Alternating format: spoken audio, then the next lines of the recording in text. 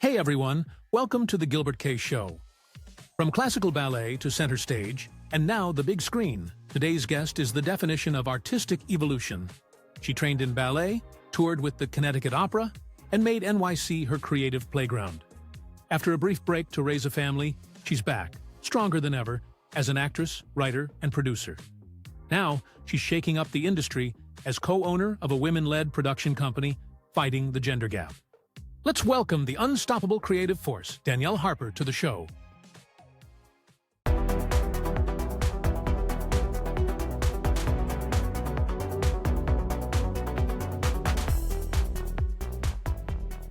Hey Danielle, how are you today? I'm good. How are you? Very good. Before we dive in, let's take a moment to watch a clip from her work and what we're going to be watching or listening to. We will be seeing a clip from a film I was lucky enough to write and produce called We Three. It Mm. is a new film that's just coming out now. It's actually on the festival circuit as we speak, so it's kind of exciting that the world will get to see it. Excellent. Let's watch it and listen to it. Like I said before, he took something from all of us. He took the most precious thing from me. He took my power. He took my strength. He took my ability to help others. Well, how can you get that back? Little by little, step by step, I will rebuild. Okay, great. Could you start tell me a little bit about yourself and what sparked your interest in acting and producing? Sure. I actually started as a dancer. I was a classical ballet dancer. I was trained since the age of 3 and turned professional when I was about 14, and was lucky enough to find the stage bug a bit on the younger side. So I did music theater, and dance pretty much for my entire life.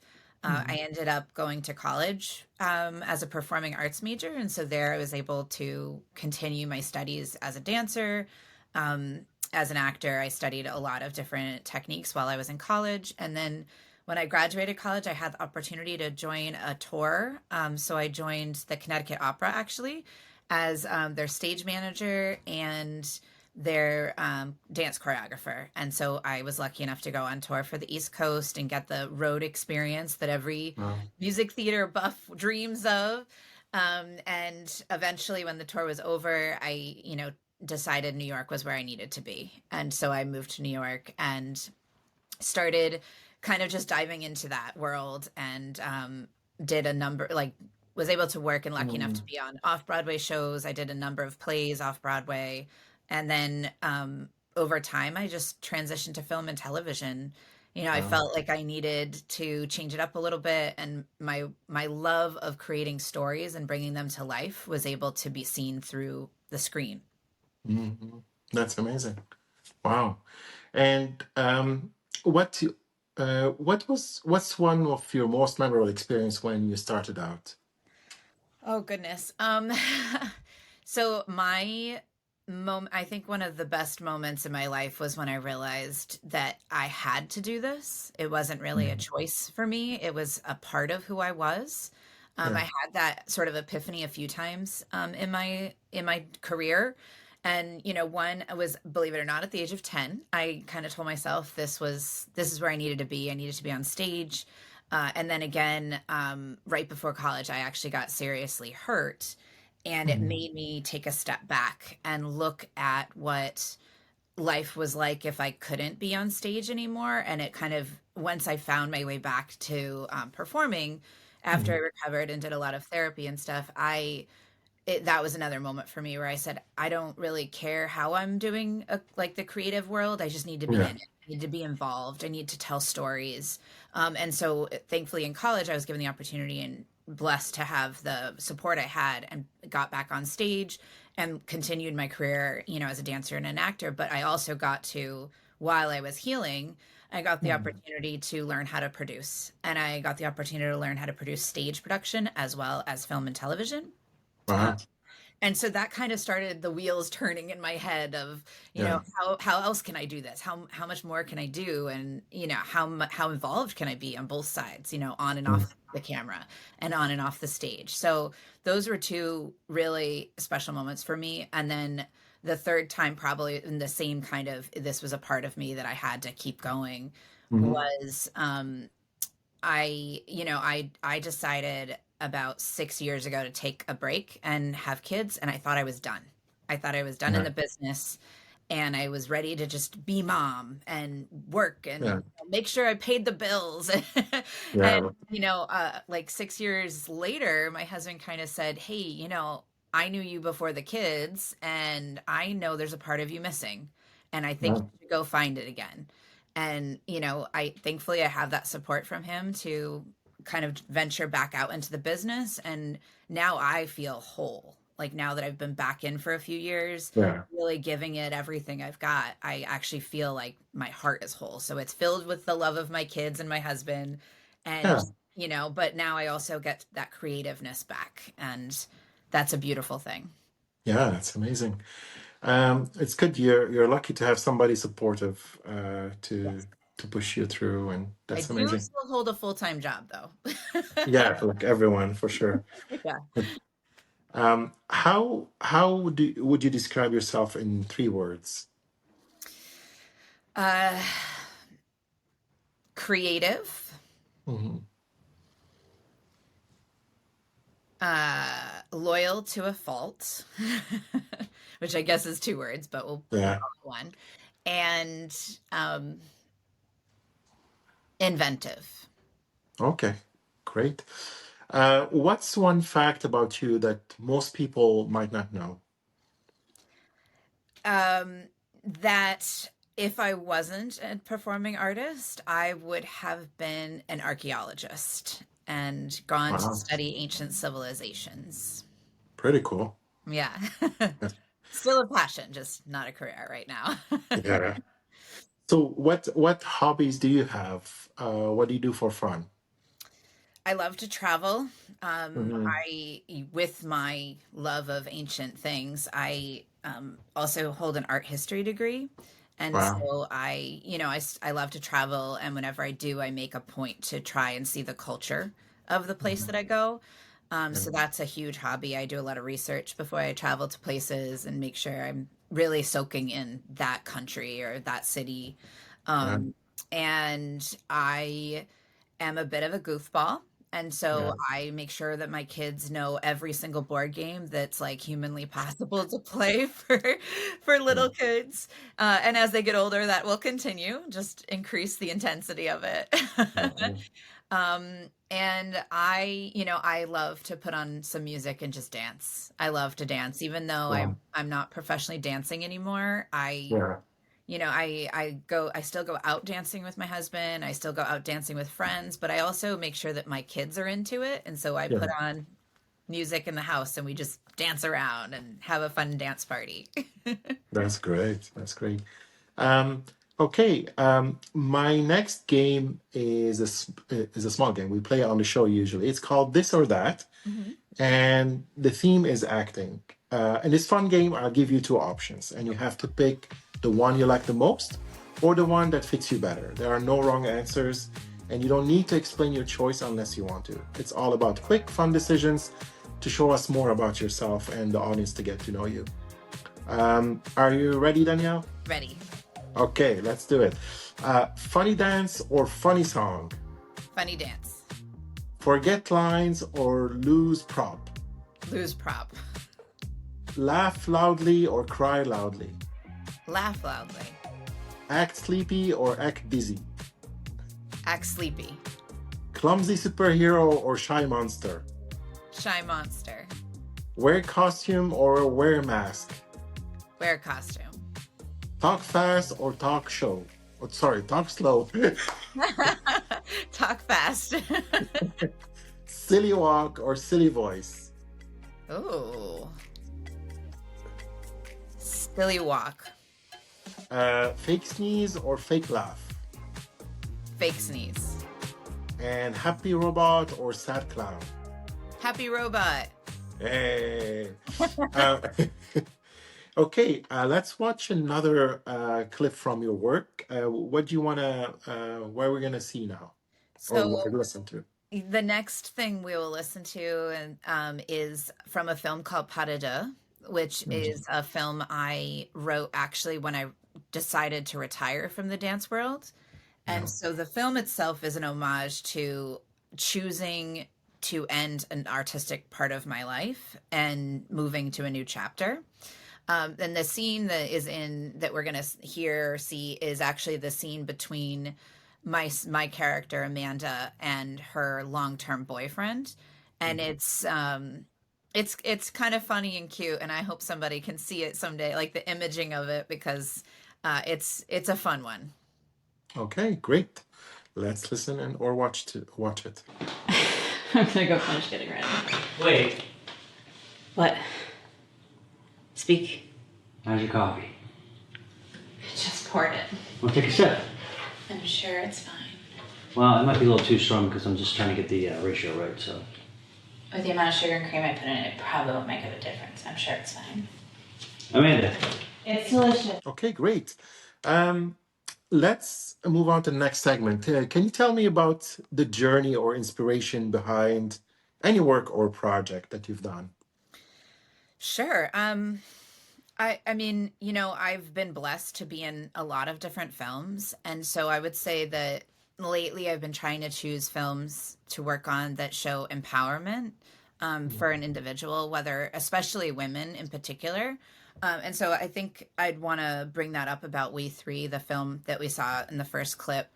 It's a story that I wrote, and it was centered around three women. Thus, why it's We Three. But the underlying story behind it is that together we can do a lot. Like women can stand together and be empowered to create something beautiful, or set your life back on track, whatever it might be. And I feel like with the with the way things are right now, it's Mhm. nice to feel camaraderie and support. And Yeah. sometimes it's through friends, sometimes it's through people you don't even know. And so that's kind of what this film is about. Mhm. And I think for me, that was one of those moments.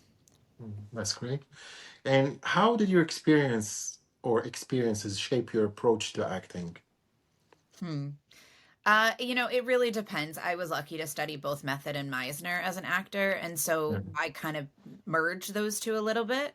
And so I think that I'm able to pull from life experiences to feel it a little deeper and use some of my method acting components, but still keeping it, safe to some by using Mhm. Meisner. So I would say that it is a mixture of things.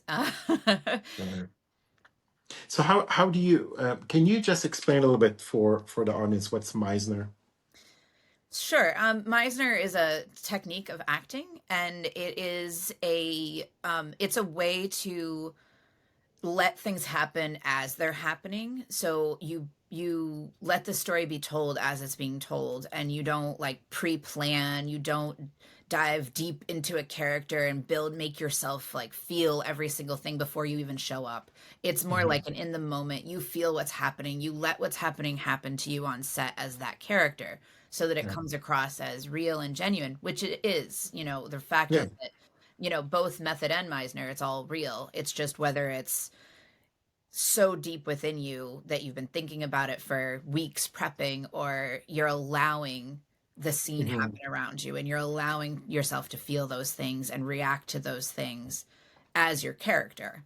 Yeah. So it's nice. That's you nice. can you can walk away from your Yeah. work at the end of the day and get to be you again.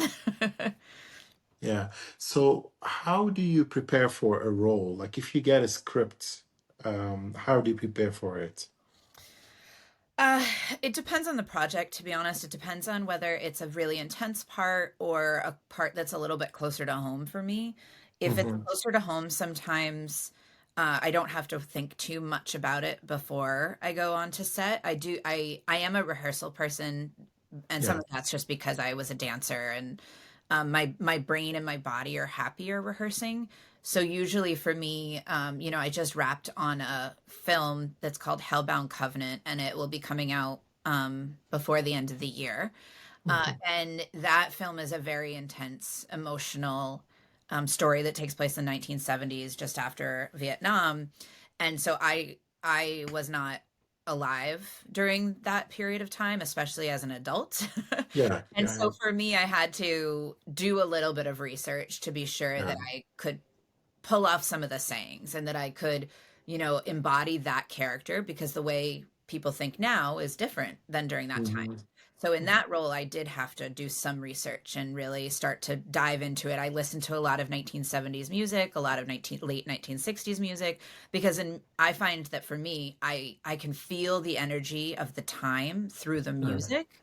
Um, and so that kind of helped me put myself into the headspace of what it was to be an adult woman in 1970. Um so it, roles like that, I think, take some more energy and some more time out of your hmm day, and process, and like allowing you to prepare. And I did a number of rehearsals with my scene partners, but then once you get on set and you see everyone dressed as their person and you're in that space, it just makes it all more real and makes it become yeah, reality. It feels right. And so for me, that's kind of how I prepare for those roles that are not of the normal. yeah, um, but like I just filmed I was on set for a TV show last week, and I play an ADA.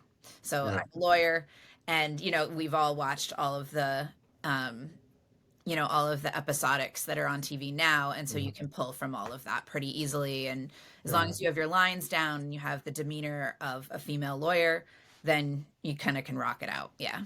Yeah.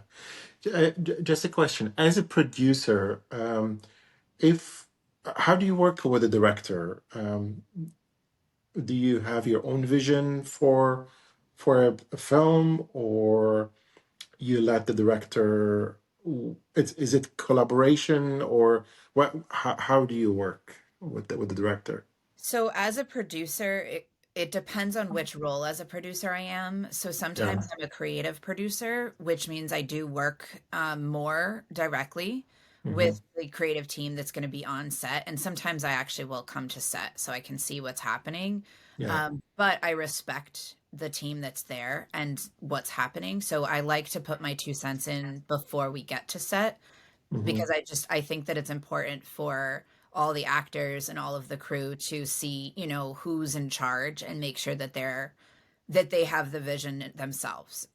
Yeah. And at the end of the day, as a producer, your job is to produce. Yeah. And it's not to direct, so I usually end up friends a lot of times with the directors, Yeah. because I want to be sure that what I'm expecting to see is seen, or at least heard, and if they can counter it, then that's wonderful. And maybe there's a collaboration, maybe there's a combination of what it's supposed to be, or what Yeah. the vision is, and their idea might be so much better than mine, because they know what it is to be the director on set. I've had the opportunity to direct one time in my life, Yeah. and actually twice, one micro short and one like longer film. And it is definitely a hefty job. Like Mm. they have to see start to finish, but they also have to see the angles, and they have to see, they just see so much more than a creative producer does. Like in the That's creative true. producers' minds, they see like the film already done. And Yeah. and so I think keeping that in mind in that position and not overstepping is really important. Yeah. It's really a partnership. Yeah. Yeah. Great. Great answer. Um, what was one unexpected challenge you faced when getting started? Hmm. Getting auditions to start was kind of hard. Yeah. Um, and it still is, to be honest. Like it's not getting it's getting a little bit easier. But it is, I like I said, I transitioned from the stage. So I sort of Yeah. walked into the business, knowing a lot, but not knowing everything there is to know about like the screen side of things. And so hmm I walked in with years and years and years of performing arts experience, but not much on screen. And so I actually decided that what I wanted to do was go and just see the real, like really all the ins and outs. And Yeah. I got a couple little bit parts in some student films thankfully, I was in New York, so I have some amazing Yeah. colleges there that, produce incredible films out of their school programs. So I got a lot of good footage by working on student projects so that I was able to build a reel, but I wanted to see like what it was to be in the big world of film and Mhm. television. So I actually went and did background work and on like the bigger shows that were filming in New York. And I was lucky enough to be on Blue Bloods like 6 or 7 times. Mhm. I was on I was on Madam Secretary a number of times. I ended up being part of core for The Following. So there was a Yeah. lot of shows I got to work on and meet really interesting people, but like not just the celebrities. Yes, they're great. Yeah. Yeah. Yeah. But I was able to meet like ADs and I was able Yeah. to You learn. ADs and I was able to meet wardrobe people and hair, like Yeah. all the people it takes to make it happen. Yeah. For me, that was more fascinating. I mean, I love being an actor. It's cool to meet a celebrity, but I was more fascinated by all the people it takes to make Hmm. a film. And, I actually learned how to gaff a little bit while I was on set one day, and it's incredible. The expertise that these people all have to make a film Yeah. at the level that it's at is unbelievable and the teamwork that it takes. So for me, that was a really in like inspirational moment for me. Mhm. And that just me being there and learning and caring about what they're doing built Yeah. so many amazing connections in this business. And years later I still get calls from some of them saying, hey, I'm on set and we need a day player, are you around? um, Yeah. and so that's kind of created some interesting job opportunities for me. Hmm. And and sometimes it's, hey, I don't have anything but I know somebody who does. And so Hmm. that's kind of how it is. The auditions are there and I don't have representation at the moment. And back Hmm. when I transitioned, I didn't either. So I went from no representation for a while, then a little bit of representation that was freelance, got me some bits and bobs here and there. And Yeah. then I had great representation when I first came back into the business. And unfortunately, the strike happened and a lot of really wonderful management and agents went out of the business. Business. Yeah. So I'm back to doing it myself, which is fine. But again, it's Yeah. like a constant cycle of who you know. And I think when I first started in this side of things, I didn't know enough people, and Yeah. that was a challenge. Yeah. Do you think stage acting helped prepare you to be on-screen actor A hundred or percent. Yeah. 100%? Yeah. I think every actor, whether you start on screen or start on stage, has to kind of do both to Yeah. really appreciate it. I know a lot of actors that have only done screen work and are starting to branch out to the stage, and they'll call and say, "Oh my gosh, what did I do?"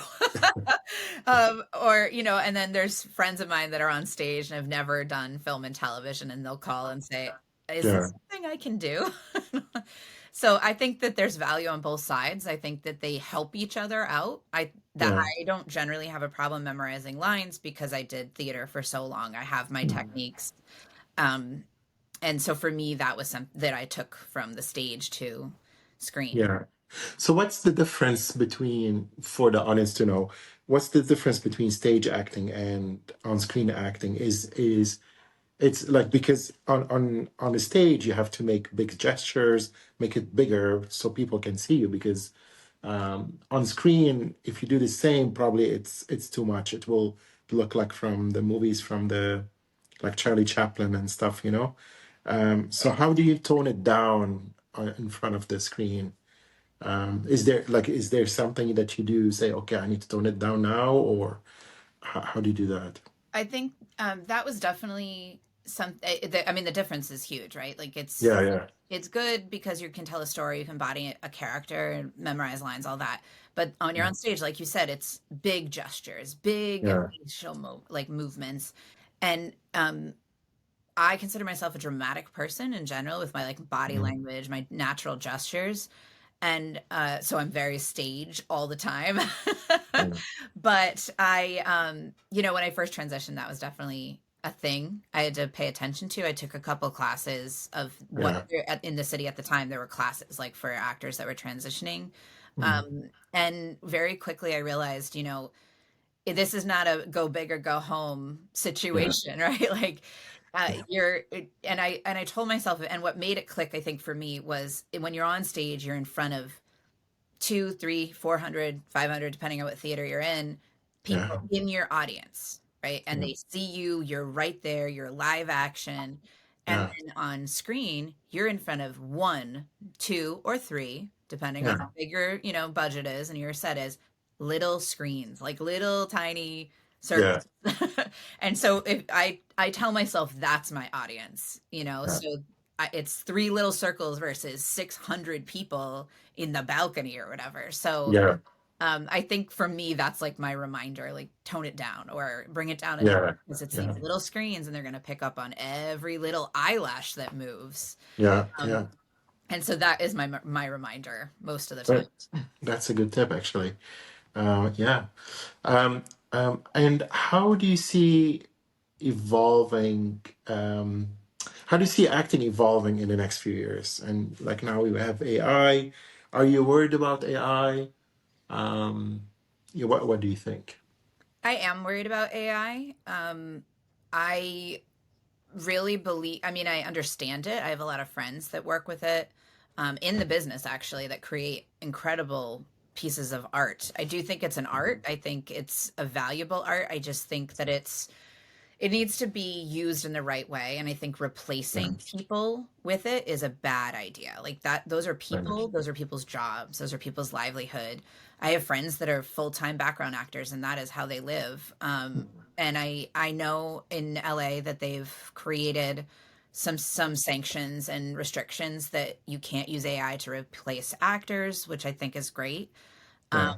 I do think that what they did with Harrison Ford in the newest Indiana Jones, where they aged him to younger, but still had him physically there doing the actions, was Yeah. brilliant. Like that, I think is a great use of AI. Yeah. Um, I think I think AI could help replace some of the CGI that's so expensive, Yeah. and could help bring down the budgets a little bit. And that's part of why the industry is sort of having trouble. People don't want to put in enormous amounts of funding for these huge, huge, huge budget films, and a lot of that budget stuff comes from the CGI aspects. So I'm not saying to get rid of CGI because that by itself is a beautiful thing, but there's points in which it may be able to help it or aid it or bring down the cost, the overheads. Yeah. Um, I think that scanning actors' faces is super scary. And I think I do have faith that the SAG-AFTRA union will put some things in place to help protect those that are in the union. But I am afraid for all the non-union actors out there, that those kinds of things are not in place yet. And I don't know how they're going to get there, but I think they need to be. I think that the people that are using AI need to be respectful of actors and their wishes and their likeness.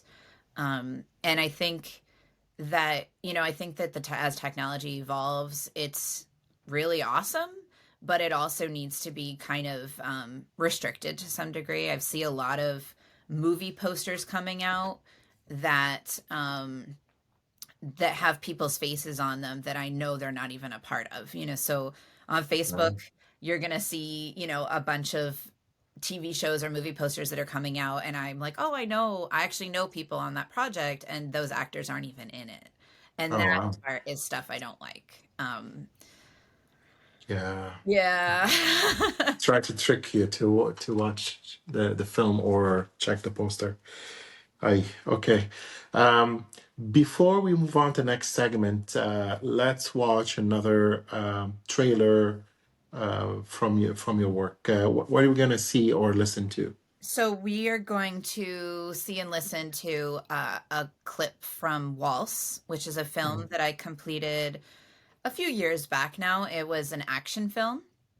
It is about a assassin couple that considers themselves basically dance partners, and that their fighting style translates directly to bachata. And Cool. yeah, and so it's a cool film. It's really cool. It's won a lot of awards. Yeah. And I really enjoyed doing it. It was written by a wonderful writer that's based out of Philadelphia.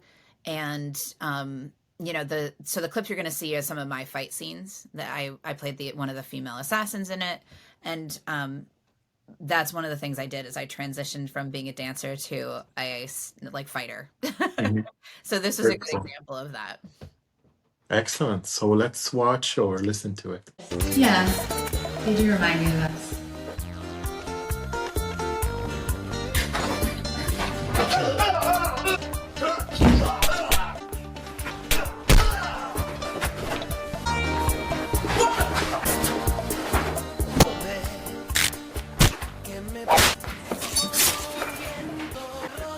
Okay, great. What's one crucial piece of advice you would give someone interested in acting or producing? I would say follow your heart. Um, One of the biggest things that I think people fall out of the business because of is they believe they can do it, their heart is telling them they can do it, and then they get the no, the no, the no, the no, the no. Like I say this and I preach it to the choir all the time. I have gotten more no's than yeses. I've probably been rejected from projects more than 1,000 times for sure.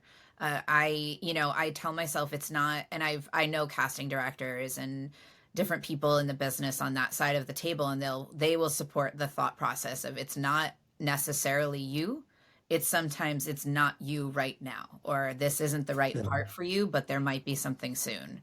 Um, Casting directors are on your side. They want you to get the work if you're good, and they want you to work. They want to build you. They want to help support you. They're on the actor side more often than they're on other people's sides. And so even though you're getting a no by not getting that gig, it doesn't mean that it's not forever. Yeah. And so for me, as a dancer, I've dealt with it my whole life. Like it's until you get the yes, and then you feel great and life is good, and then you got to move to the next project or the next Yeah. company or whatever. And so for me, like for example, I just auditioned for a film that's going to film out in Utah in a couple of weeks, and I haven't heard back from them. So I don't know. At this point in my mind, I did the audition, I walked away, and now I'm on to the next audition because you Yeah. can't dwell on it. I may Yeah. or may not ever hear from them. Who knows? That's I would true. love to hear from them. But, I just think that if your heart is telling you that you're in the right place, that you have to trust it and you have to follow it, and that the no's mean nothing, really. It's just So, not right now. so where do you find your projects? Is there like a website, or you said, because you said you look for the work on your own. Mhm.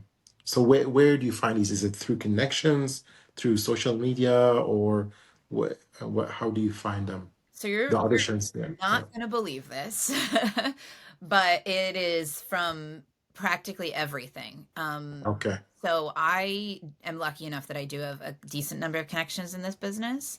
Yeah. And so I do get work from my connections. I do get work from Actors Access, casting networks, and backstage, all three of those. Some of them are overlapping, Yeah. some of them are not.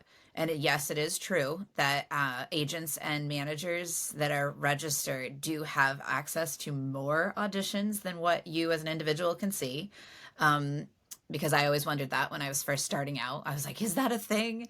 And it is. Yeah. It is. They really do. They actually get a whole different platform. They get a different set of breakdowns than what we get as actors. Yeah. But I do use all of those tools. And then over the last year, I've actually booked 2 gigs off of Instagram.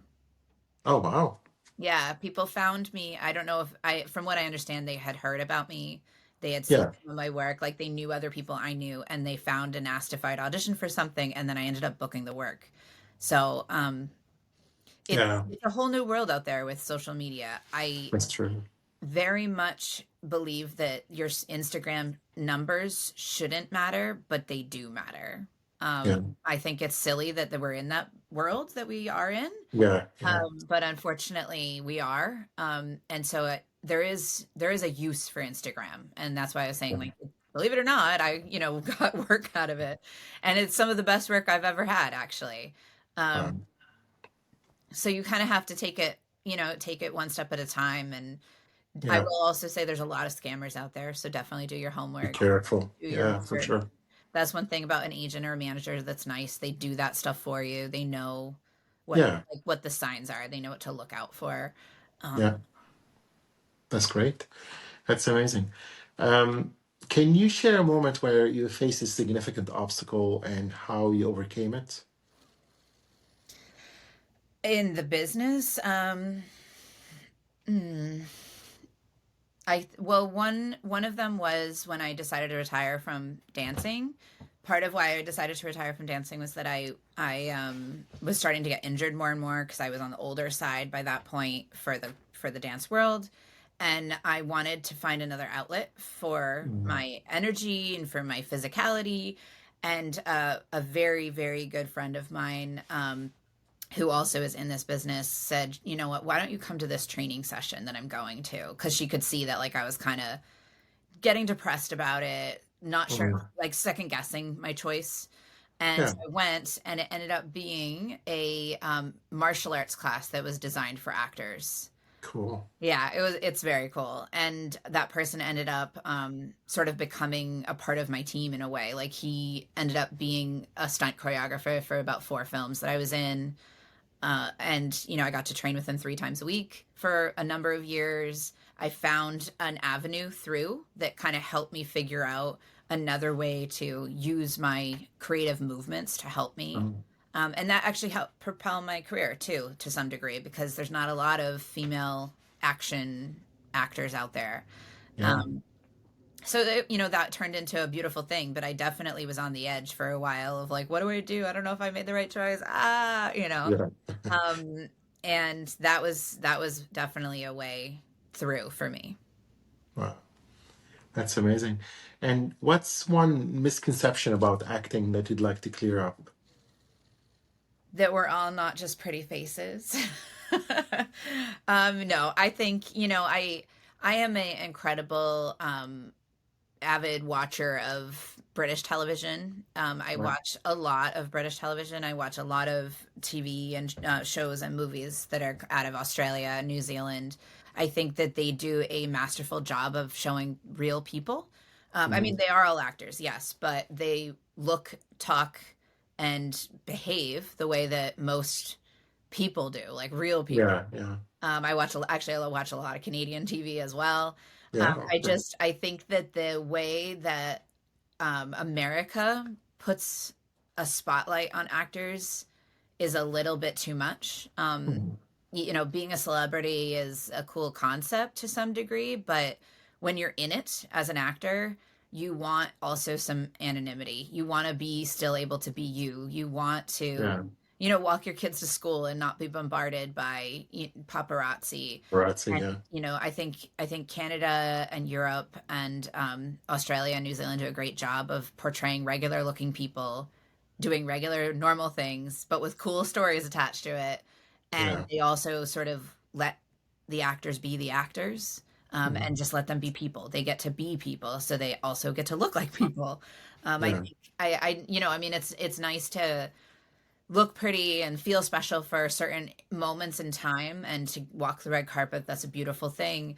But then when that's over, you should be able to go home. And so yeah. I think that's one thing that is definitely a misconception of American celebrities, American actors, is Mhm. that, and that's part of why, I say we, but because I'm not that at all, but Yeah, um, that actors sort of disappear, or they sort of kind of, they're in paparazzi limelight for a while and then all of a sudden they're gone and you're like, what happened to that person? yeah, They just went and lived their life, but they kind of have to run and hide to do it because America puts a spotlight on them in a totally different way. yeah, yeah, And makes yeah. them, and make, I'm sure people have seen in the tabloids, people aren't allowed to age anymore here in the United States. um I know. so I think that's the misconception, is that we don't all actors in America don't get to just stay like that and look pretty and be in beautiful dresses all the time. Like, we're regular people Yeah. too. Let us be regular. Um, how do you stay motivated and inspired, especially during challenging times? I think that's sometimes where, for me, writing has gone into play. I recently started writing. I have some writing partners that are kind of all over the country, actually. And when I get frustrated or I get tired or I feel like I don't have any projects on the table coming up, I start writing.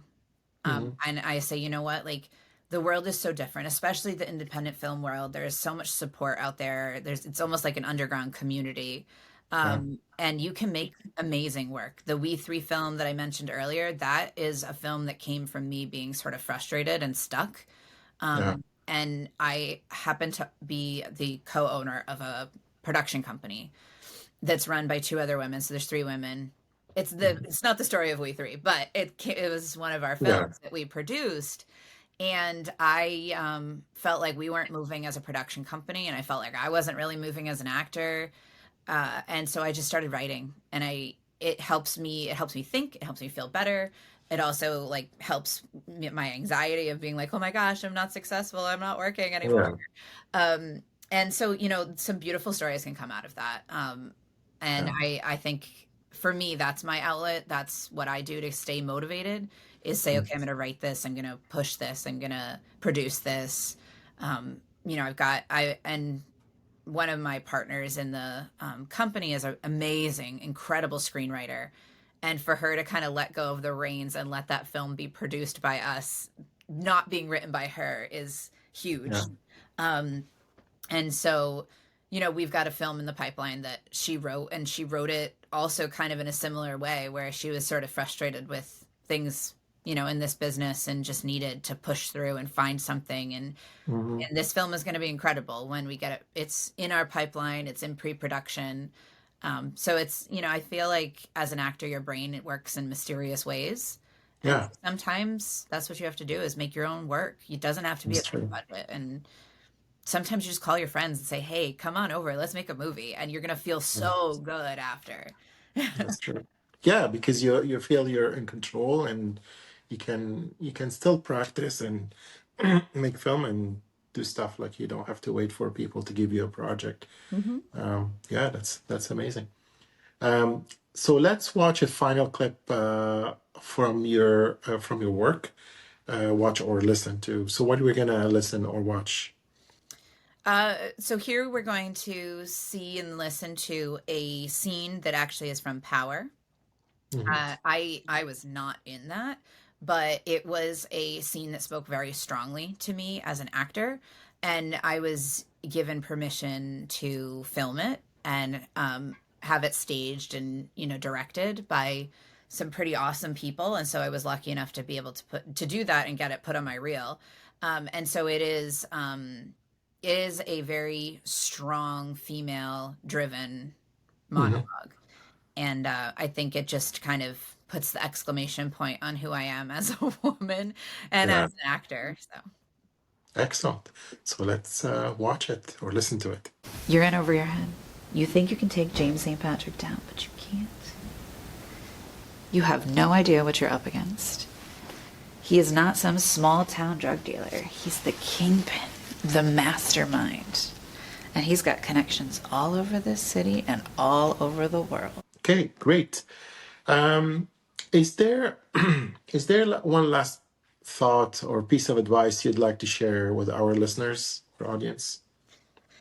I think at the end of the day, the most important thing is that you want to continue moving, right? As an actor, as a producer, as a writer, you don't want to stay stationary. You don't want to sit still. So I encourage you and I implore you to and I ask that you keep making projects and keep building teams of people. Like, the independent world is different. It's shifting, and I think that there's about to be a place for all of us. I think that's part of what's happening right now in the industry. And I think that if we can all kind of come together and make more magic. I mean, I have watched people do some of the most incredible things on independent sets that I don't think anyone would ever think of doing. Like, people have taped lights to ceilings, they like wrap gels in their light bulbs. And, that's not generally how it's done. There's like actual machines that do all these things. Yeah. So I think that what makes filmmaking pretty incredible and really relevant and important right now is for people to find a creative outlet and keep telling stories that matter.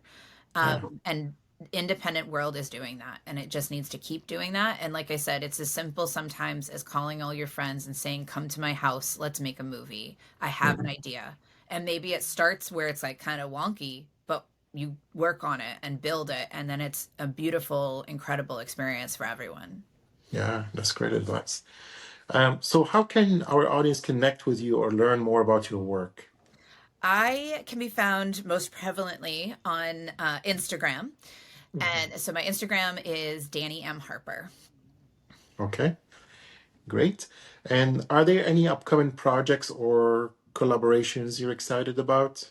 Yes, I have a TV series that I am grateful to be a part of that looks like it will be moving forward and getting out into the world in the fall. So that's really exciting. So follow me on Instagram and you'll find out more about it. Had to put Yes. the plug in. Yeah. And I have a couple of films that are coming out right now as well. And I'm really grateful that I'm attached to a number of projects already for, the rest of 2025. But Yeah, I am always looking for work. So people are always happy to message me on my Instagram because apparently that's how you book people now. that's true. um, but, to be honest, I think that the thing I'm the most excited about is there is a film I worked on last summer. It's called The Art of Getting By.